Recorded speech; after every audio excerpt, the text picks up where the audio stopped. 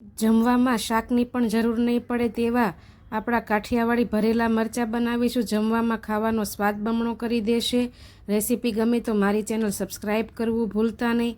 ફૂલ recipe ટાઇટલની બાજુમાં નીચે આપેલી છે.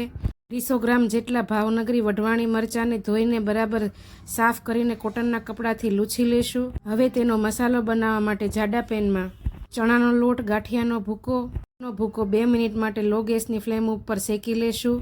મસાલો ઠંડો પડવા દઈ મરચાંમાં કાપા મૂકી વચ્ચેથી બીનો ભાગ કાઢી લેશું. ઠંડા પડાયેલા મસાલામાં હળદર, મરચું, ધાણા જીરું, આદુ લસણ મરચાંની પેસ્ટ, ખાંડ, મીઠું, લીંબુનો રસ, કસૂરી મેથી, વરિયાળી અને તલ નાખીને બરાબર મિક્સ કરી 2 ચમચી જેટલું તેલ નાખીશું. હવે મસાલાને મરચાંમાં ભરી દઈશું. પેનમાં તેલ મૂકી બધા મરચાંને ગોઠવીને 2 મિનિટ માટે ઢાંકી દઈ ફરી પાછો વધેલો મસાલો નાખીને ઢાંકી દઈને થઈ જાય એટલે ગેસની